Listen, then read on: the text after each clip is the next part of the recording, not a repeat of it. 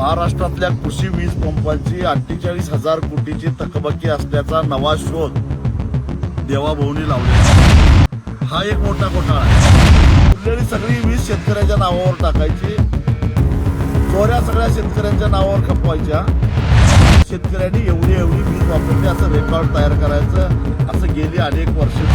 मुळामध्ये शेतकऱ्याच्या पाठीवर तुमच्या घाण्याकडून तुम्हीच लिहिलेला आहे, तुम्हीच घाण केलेली आहे आणि त्यामुळं शेतकऱ्याची पाठी स्वच्छ करून द्यायची जबाबदारी तुमची आहेच, पण नाव शेतकऱ्यावर घालू नका। अनेक घोटाळे जसं 40-42 हजार कोटीचा शक्तीपीठ महामार्ग 1,10,000 कोटीला करायचा आणि त्यातनं पैसे काढायचे। त्याच पद्धतीनं शेतकऱ्यांचे 48,000 कोटी रुपये माफ केले असं सांगायचं आणि त्याच्यामध्ये सगळ्या ऍडजस्टमेंट करायच्या। याची पहिल्यांदा चौकशी झाली पाहिजे अशी माझी मागणी आहे। पाठी पुरी करताय म्हणजे शेतकऱ्यांवर महाराष्ट्रातल्या कृषी वीज पंपांची 48,000 कोटीची थकबाकी असल्याचा नवा शोध देवाभाऊनी लावलेला आहे।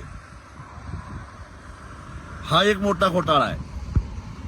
याचं कारण गेली अनेक वर्ष महाराष्ट्राचं ऊर्जा खातं आणि त्या ऊर्जा खात्याच्या अंतर्गत येणारे महापारेषण असेल, महाजनको असेल, महानिर्मिती असेल, त्या सगळ्या कंपन्या त्यांच्या नेतृत्वाखाली काम करताना दिसत आहेत। आणि ही जी थकबाकी आहे, ही थकबाकी म्हणजे इतर क्षेत्रामध्ये जी काय विजेची चोरी होते त्या वीज चोरीचा हिशेब लागत नाही, शेतकऱ्याच्या नावावर टाका, अशा पद्धतीचा हा सगळा हिशोब आहे।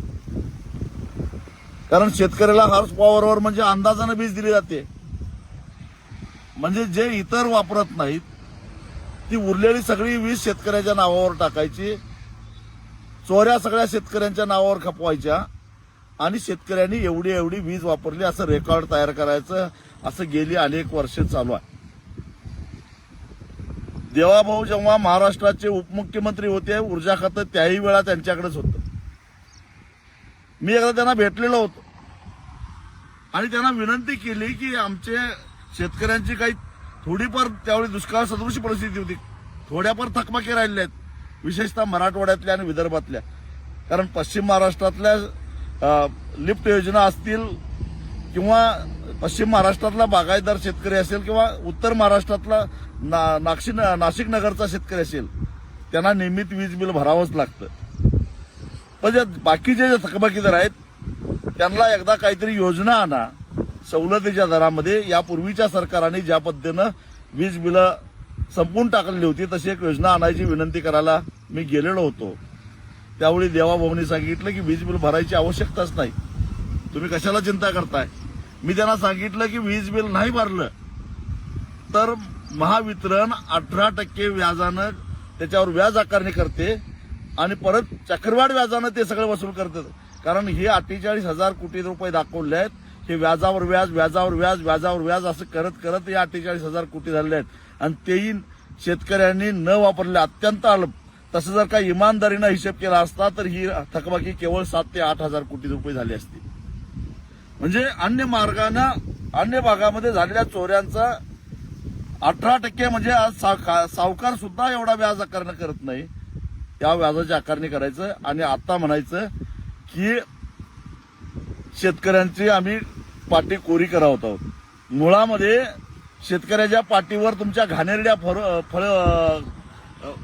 कडून तुम्हीच लिहिलेला आहे, तुम्हीच घाण केलेली आहे आणि त्यामुळं शेतकऱ्याची पाठी स्वच्छ करून द्यायची जबाबदारी तुमची आहेच, पण नाव शेतकऱ्यावर घालू नका।